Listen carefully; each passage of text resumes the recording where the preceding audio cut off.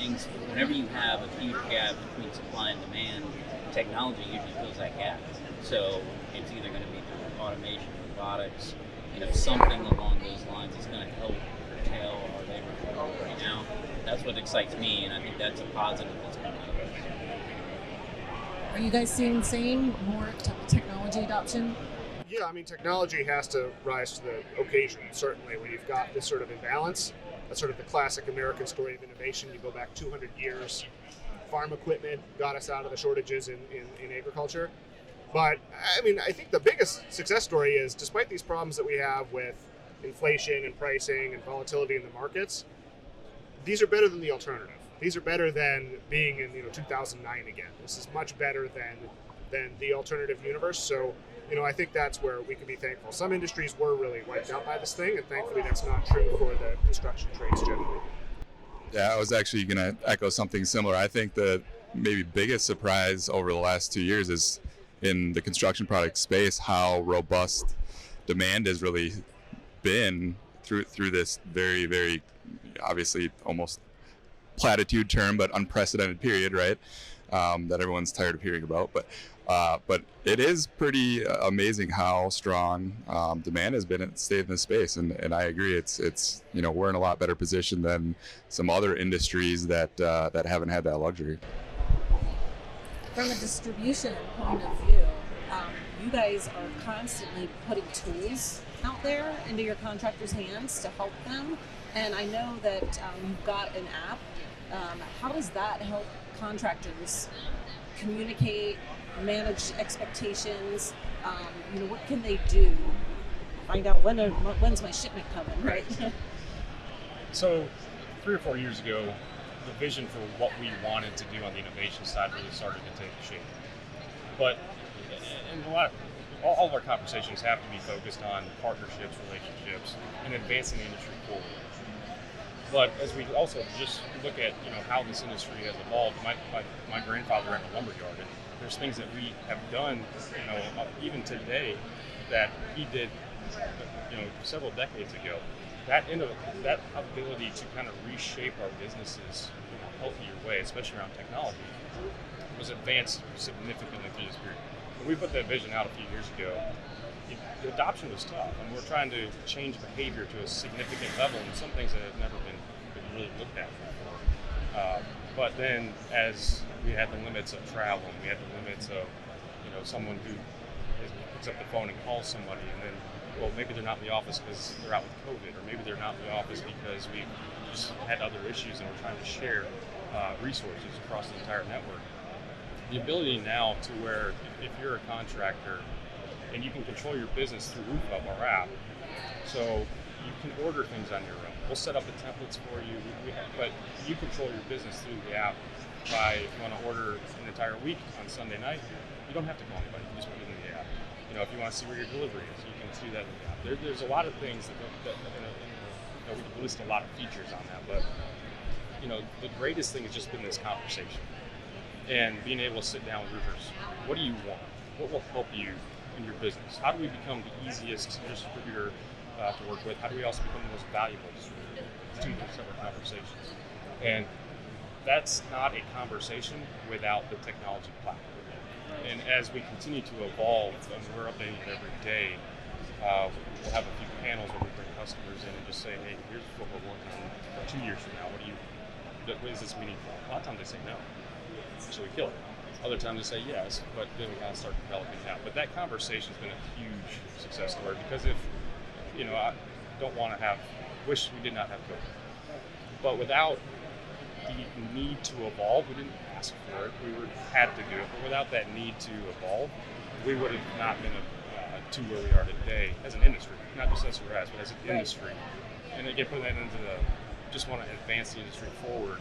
This has also created, going back to success stories, it's also created a lot of opportunity for a lot of people. We've had cheap money. That's created a lot of the ability to invest in the business.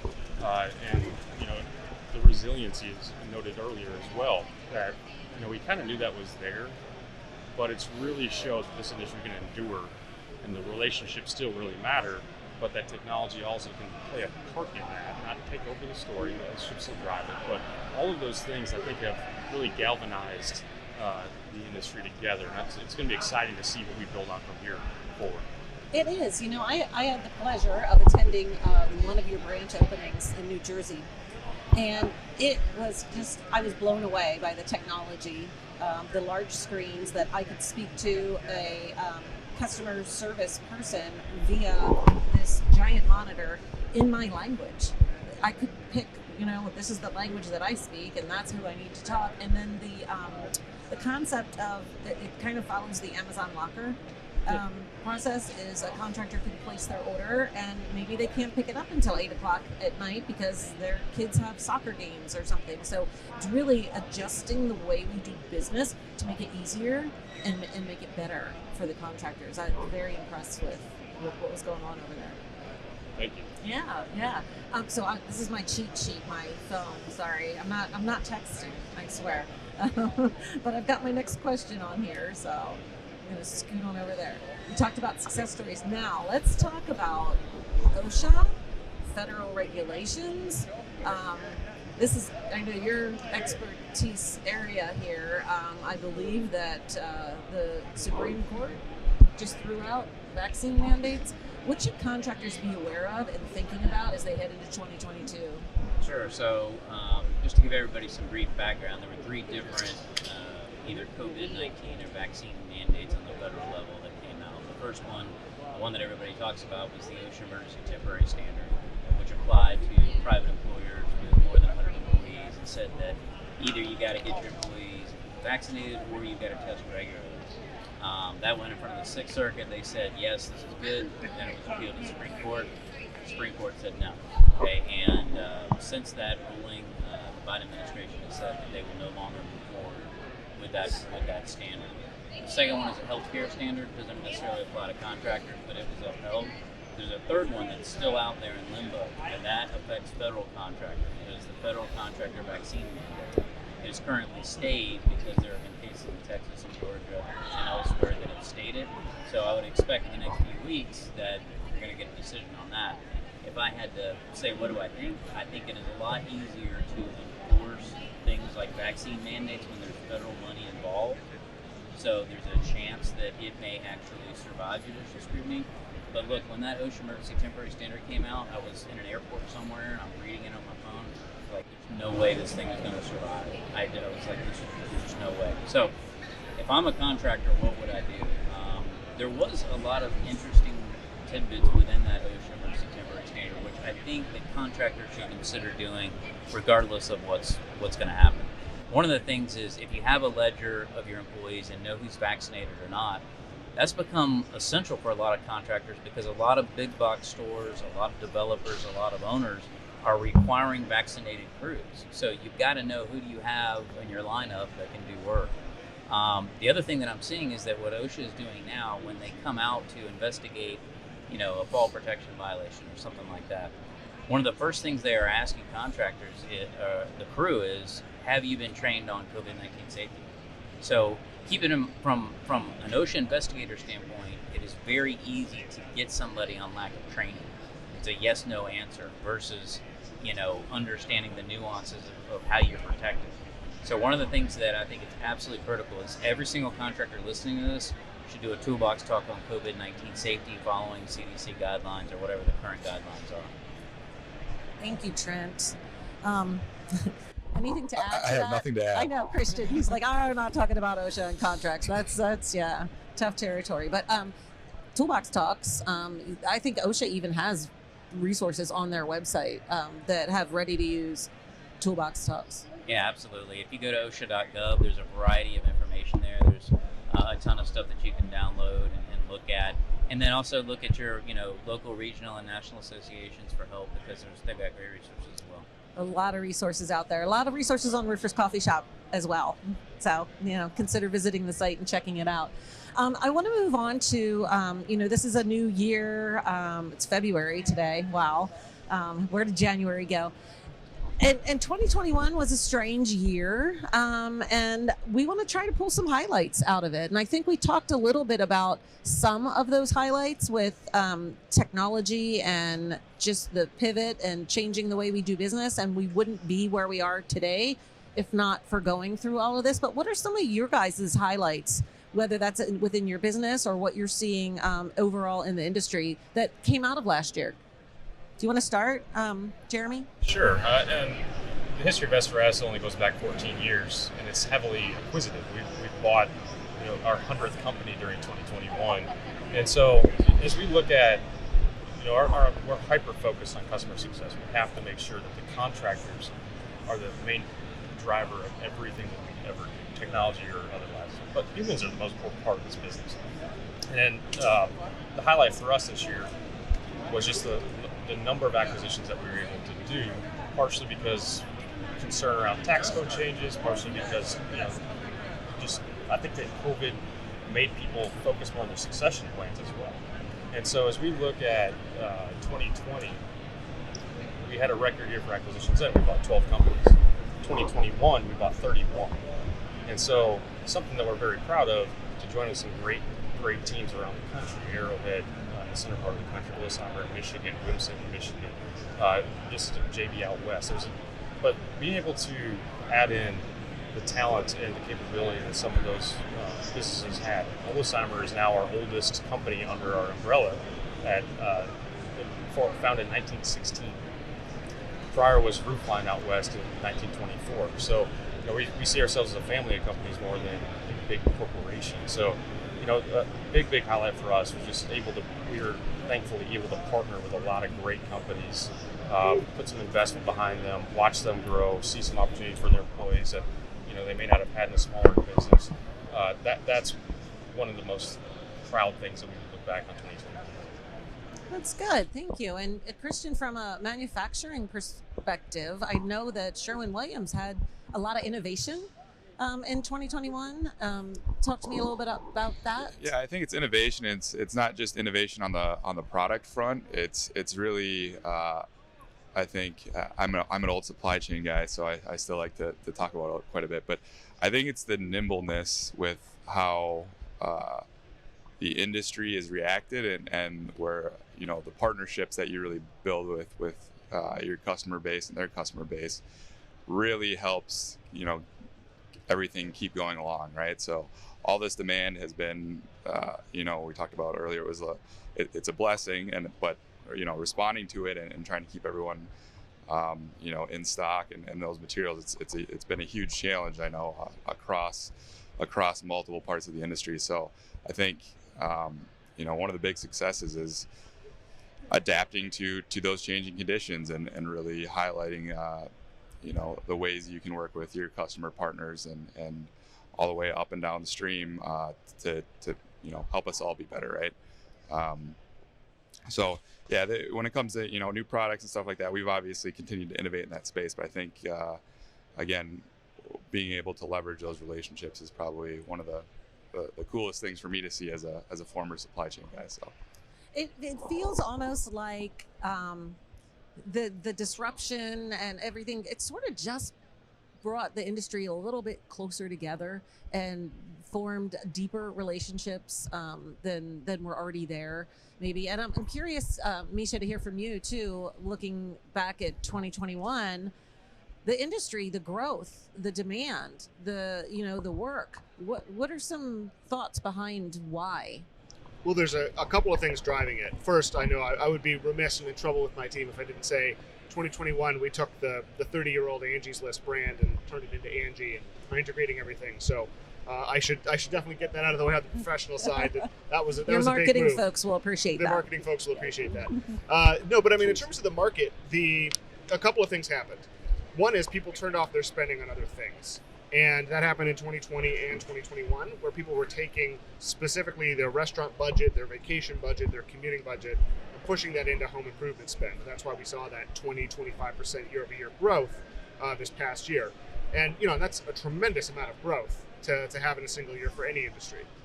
So there was that, just sort of cash flow freed up. The other thing that happened was interest rates dropped. The 30-year dropped from 4.5%. It was already declining, and it had been up over 5%, and then it dropped down to the high 2s.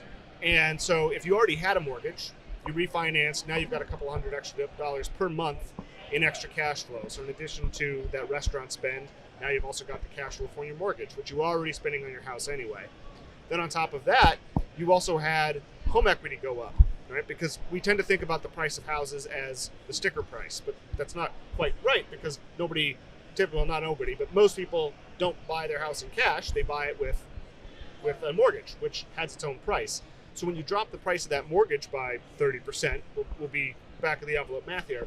When you drop that price by 30%, there's sort of a natural point where the market readjusts and the price of the asset goes up by X amount. So if you already had a house, now all of a sudden you just saw all this unexpected home equity that you weren't expecting. And there was probably, it's an accounting thing to say how much home equity was freed up in the last year.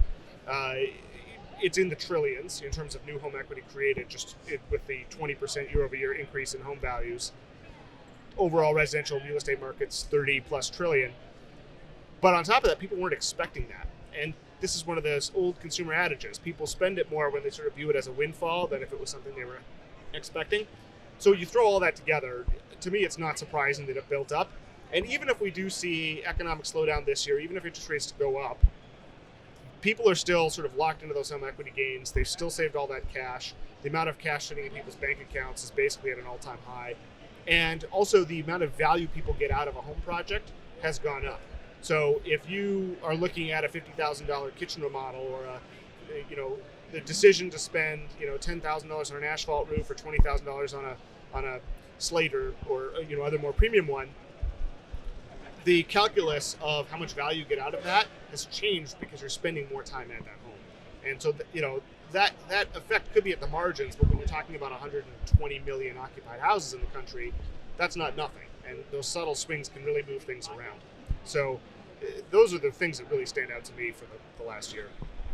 Thank you, Misha. Trent, I want to ask you, in 2021, you rolled out consulting services and online resources, and that was probably, I'm sure you had it planned for a while, but did it shift at all with the online? And tell me a little bit about that. Yeah, absolutely. So we focused first on estimating training. There really wasn't anything in the market that focused on roofing specific estimating training.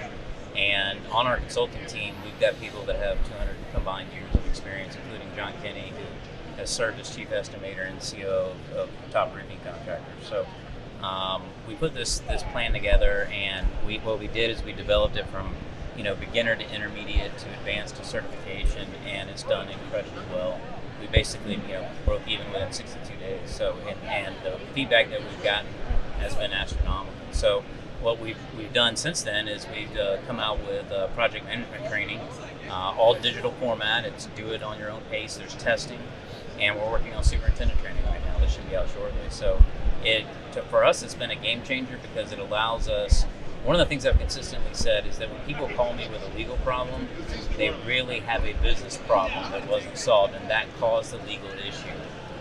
Part of the things that we're trying to resolve is if you estimate a project right, then you don't have to worry about change orders and disputes and things like that. If you've got good project managers and superintendents, they're running the job right, so you don't have to worry about quality control and things of that nature. So we're trying to create a holistic approach to problem solving.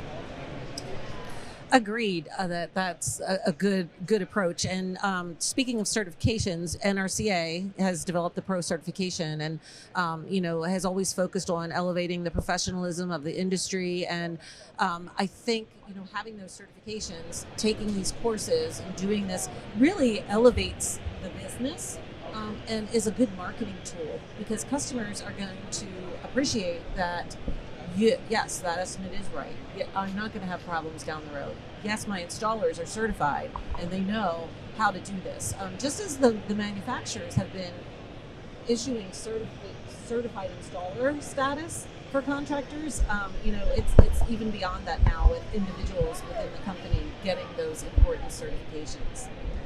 So looking at 2022, we're staring right down the line here. What should the industry expect to see happening this year? We talked materials.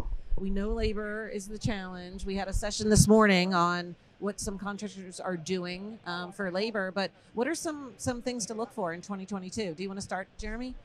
Sure. I think for one, we anticipate demand will normalize. We don't believe it'll drop. I think if you go back to the early 2000s, you saw the number of squares that were put into the industry significantly drop. We do not expect anything like that, but we do expect it to come back a small amount. That will help with the material lead times. So the last 2 years is every conversation is, do you have this? And distribution has to say no, and then we're calling manufacturing, can we get some more of this? They have to say no. That will ease. Again, we spoke about that already, but we do believe that it will normalize to some degree. And I think that what contractors really have to focus on is what do they value? We talk about mission clarity, and every business, every company has to know why they exist, who their partners are, and I think that that's going to be an even bigger deal in 2022 and going forward.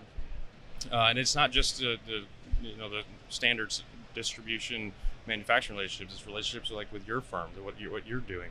Those are going to be huge for just making a business more sophisticated, and that's going to be more important as we go to 22, 23. We anticipate new construction is going to be strong, but re-roof demand has a little ebb and flow, and we think that it'll probably start to normalize. And those contractors who really understand what their mission is, how they sell their value, how they go into the home and just try to be different. Everybody is in a competitive landscape. You have to be different. And so I think that as we look forward into 2022, the further evolution of just that mission clarity is going to be really, really key.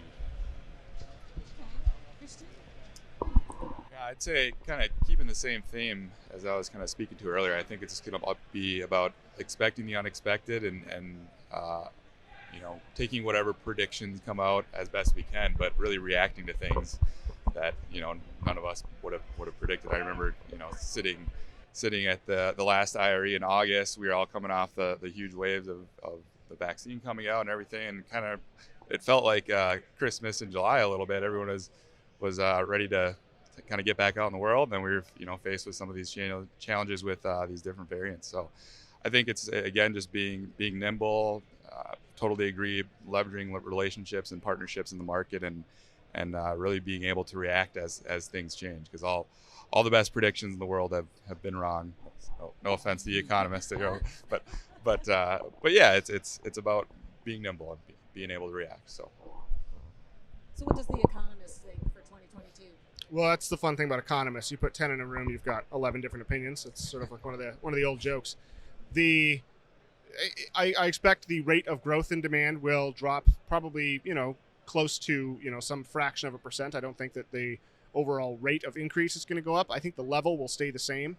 So don't expect any sort of reduced demand. The home builders are still buying a lot of squares. If we're coming up on sort of the lagged effect of the home building boom from the 2000s, all those roofs are starting to need replacement. So expect demand to stay the same. I expect materials prices to go up probably more than they have, both because of shipping and because of the raw materials inputs. I'm sure that there were some times when you were in the process of buying on the chemical market when the price went up, but you knew you couldn't change the consumer product price. Expect manufacturers to build that into their planning. I think for this year, when you've got uncertainty, people are going to not err on the side of losing money. But on the other hand, consumers can pay more. So you should probably be expecting to raise your prices too. That's true. Trent? So I think you can expect in 1Q and 2Q a lot more press on mergers and acquisition deals that are going to happen. We've already seen a strong European market. I would anticipate that you're going to get some big announcements that are going to come out shortly.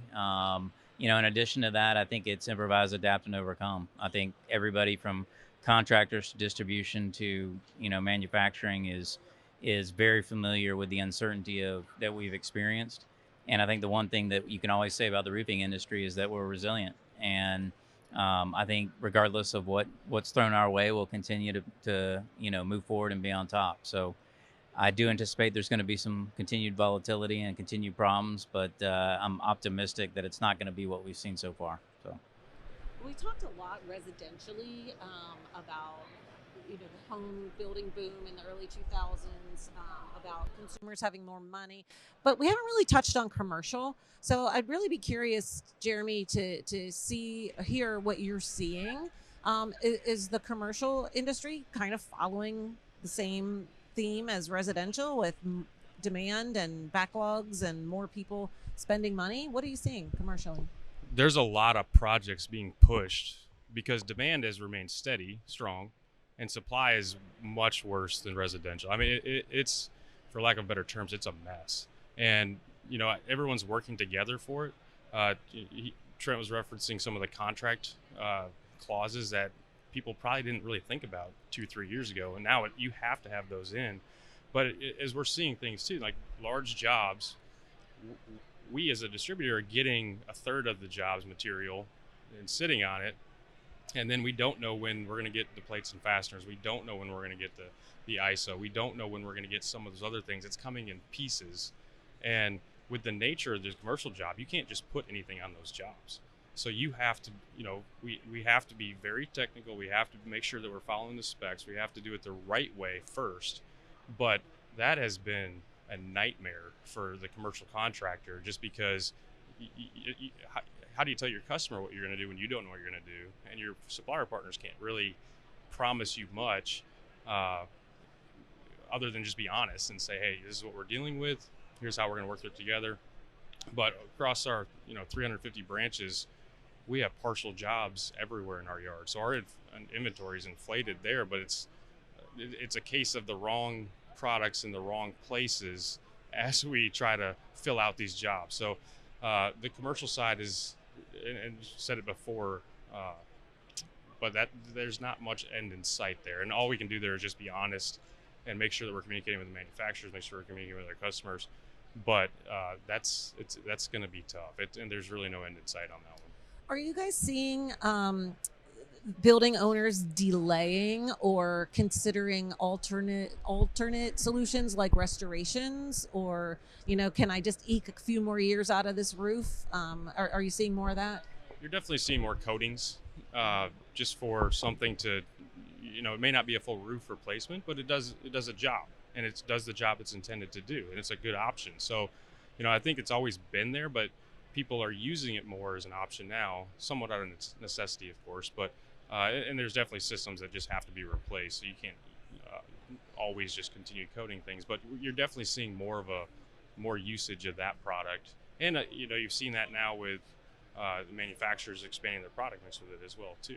So that's going to be a viable option, of course, not in every case, but it does help a lot. Yeah. So we haven't really, I wanted to just touch on metal. With residential, especially that the Metal Roofing Alliance is a partner with Roofers Coffee Shop, and we see the numbers really growing in metal, and maybe in part because of the people having extra money and the values changing. You are metal, Sherwin-Williams with the coil coatings. What are you seeing in the market and from your contractors? Yeah, I mean, certainly we're seeing the growth that other, MRA and other organizations within the industry are seeing. We think there's some long-term trends there that play in our favor, but we also think there's, to your point, some of the value propositions that metal brings specifically are pushing that growth even faster. So we are obviously, as the division within the company that focuses on metal roofing, we're all in on that. We have great partnerships up and down the industry, and we're going to continue to make investments in innovation and work with our supplier partners as well on mitigating some of these shortages. And but yeah, our expectation as we get into the middle part of the decade and even beyond is that that continued growth in share of metal and really that value proposition across the country really resonating, whether it's some fire protection that can happen in some of the more areas more prone to fires, or even up north in the climate I'm in, sometimes they can perform better in terms of dealing with ice dams or some of that inclement weather. So it sounds like maybe 2022 is going to be a year of contractors thinking about diversifying their offerings? Someone that's always done asphalt shingles maybe wants to consider adding metal or another type of solution to their repertoire, I guess, especially if, consumers are willing to invest a little more in their homes. What are you seeing that?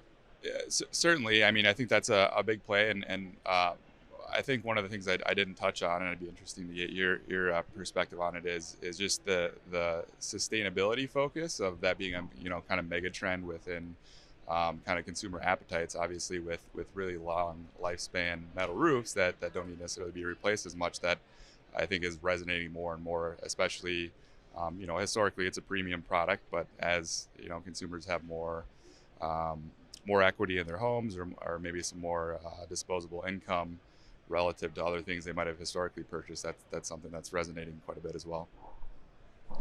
Misha, anything to add? I mean, I know you've got the pulse on all the economics, but what you're seeing or hearing from contractors, are you seeing that diversification happening? What's interesting is actually seeing it on the consumer side, and I think contractors will follow suit. Supply sort of follows demand in this case. The thing we've seen from consumers are a couple of things. One is people like to have unique products, and some of the new metal roofing that is coming out, I mean, it looks spectacular. It does, with apologies to all the asphalt folks. I think some of those modern metal roofs, they look nicer. Also, as you get people moving to areas that are fire prone, that's a huge one. Hail is another big one. And I think that the asphalt industry will innovate to try and deal with those things, but certainly on some of the environmental things, where either consumer pressure for sustainability or insurance companies pressure to keep your rates down if they're having to rebuild things constantly or replace roofs constantly, those pressures will drive that adaptation. And the other thing to think about as a contractor too is, walking around the floor room today, some of the metal roofing folks, they've got some pretty impressive machinery that can form and shape not just the seams, but the overall pieces in the field right there, ready for install. And as labor costs continue to go up, you might find that the substitution of labor for a nicer premium product you can sell to the consumer, that starts to make more sense too. So whether or not it will be adopted, and I'd say if you're a roofing customer and you're thinking about it, you want to be on the leading end of that. You don't want to be cut out in the cold afterwards, because the demand side is leading it. Thank you, Misha. And Trent, your team works with contractors and it helps in their businesses every day. What are you seeing contractors doing to adjust and maybe have some new offerings? Yeah, absolutely. So I think you kind of hit the nail on the head when there's just this big push for sustainability, for environmentally friendly options. People are looking for ways to integrate, to have product integration. So whether it's solar or it's carbon capture or it's any of these types of things. One of the things that we've explored internally is looking at a roof, especially a low slope roof, as a profit center. There's a significant, if you think about all the real estate that is in the United States that's on a roof that could be utilized for something, whether it's green roofing or solar or wind energy or hydro capture or carbon capture, ultimately what I think you're going to see is a sea change towards owners and developers looking for either tax incentives, credits, or ways to generate income on a roof, in addition to just having a product that keeps it watertight. So that's kind of one of the things that excites me in looking at the future. So I'm going to ask a question. Sorry, this wasn't on the question list, but it just popped into my head. So I'll put you on the spot. Solar is really growing in popularity. We see GAF released an integrated asphalt shingle with solar. We've got the Tesla solar roofs. From a distribution side, what are you seeing from contractors? Are you getting more questions about solar? Are they looking to add that as an offering in their business? Yeah, and it's very geographically driven. You have some mandates in California that are going to drive a lot of that demand, but solar's going to be huge. We absolutely anticipate it's going to be much larger than what it is. It is propped up somewhat now by just tax incentives and other programs. On its own, it's not as viable today as it will be. The advances are probably being made daily at this point. And you look at the Tesla roof, you look at the GAF roof, both great options. Definitely different. You have a lot of panels coming from overseas. I think that there's still a lot of things to be worked out in terms of what goes under the panels. How does that protect the roof with some of the temperatures that get there? GAF's offering solves that because they do, a lot of things from within the industry. But Tesla's also going to be a player. Tesla's probably going to really figure out the battery side first. That there's still some things that need to be worked there. Tesla's product is a little more efficient than GAF's today, but I'm sure GAF has something that they haven't revealed yet that's going to be, bigger and better and continue to move. And we have players that probably haven't even emerged yet who are going to continue to push. So, as a distributor, we absolutely want to, be able to supply what the demand. We chase demand to some degree to the point made earlier, but it's going to be big, and we will be making a large investment in this space as well. So, if a contractor is not up to speed on that, that's okay. Maybe again, go back to mission clarity. You don't have to be everything to everyone. Right. But if anyone is at all interested, there's a lot to learn, and it's going to be the first movers are going to have an advantage there. And then there's that age-old who does it? Does the roofing contractor do it? Does an electrical contractor do it? So yeah, I think there's still a lot of details to be worked out, but it's something that, like you said, it's daily. It's changing. And that's what's interesting to watch GAF, because they know roofing. They're already in the industry, and so that they've solved for a few things on that to those points already, and I'm sure that they'll continue to innovate and go forward too. It's going to be exciting to see what they come out with. It sure is, yeah. And Misha, what about sustainability and what's important to the buyers? What are you? Maybe you haven't paid much attention to solar, but I'm sure it's on the radar as something coming. In terms of overt consumer preferences, it's definitely rising. Now, what people say they want and what they actually buy are two separate things. They tend to lead together, but not always. Somebody might have a preference for one type of product, but if it costs 5 times what the less green product costs, don't expect them to necessarily adopt it at a high rate. I think with solar, though, everybody passively likes the idea of a roof that earns them money or saves them money on their power bill. But I think the more interesting things to watch in this case is, in fact, not the consumer. It's what happens with tariffs, what happens with tax incentives, and what happens with regulations around putting things back on the grid. Those things, I think, in this case are more impactful than necessarily what the consumer's preference is, because they're going to sort of shape both the price and the unit economics of it, as well as the permissions around what you can actually install.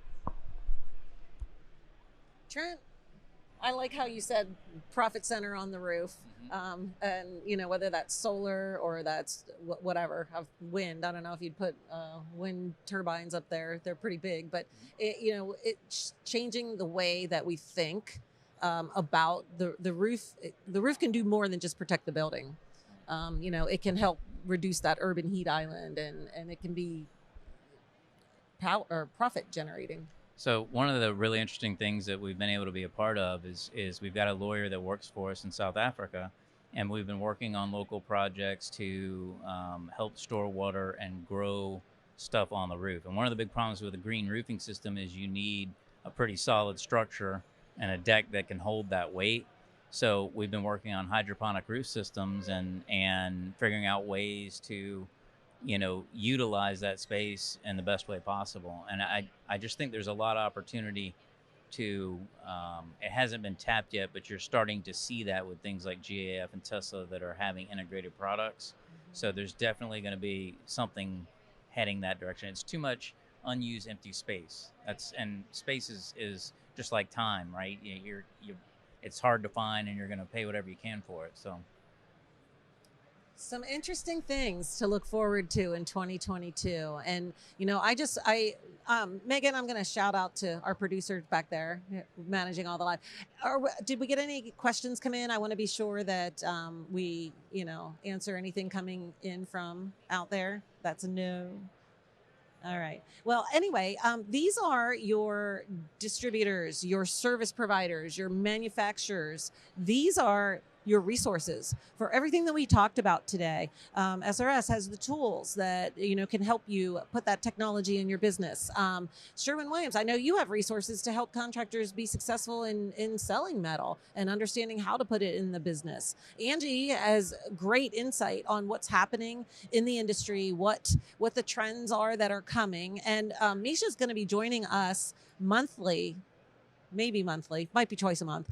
Sorry, Heidi, for the Roofing Economic Outlook. Well, we're going to see what's happening in the industry and talk about it and talk about how it's going to affect contractors' businesses, how it's going to affect the market. So we're really looking forward to that. And then Trent, his team knows the roofing industry inside and out. They've got the resources online that they can help you be successful in your business. So they're your suppliers, manufacturers, service providers, but they're also your partners in being successful in today's crazy times. So I want to thank you all for being here today for this live coffee conversation sponsored by SRS Distribution. Thank you, Jeremy. And then I want you to tune in tomorrow at 1:00 because we're going to have this same conversation, but we're going to have contractors sitting around the table. So we'll have to tune in and hear from them what they're looking forward to in 2022, what they've experienced over the last year in 2021, and how they're overcoming some of these challenges. So again, we're live. I don't know if I ever told you my name. This is Karen Edwards. We introduced everybody else, and I'll be here again tomorrow with our contractors live from the International Roofing Expo. And hopefully, if you're not here, you can tune in and follow along and feel like you're here. And if you are here, get out there on the show floor and visit these folks and talk to them about how you can be successful in your business. So we'll see you tomorrow and later today, probably on some YouTube videos. Thank you, everybody, for tuning in. Thank you, guests. It was a pleasure to have you all, and we'll see you later.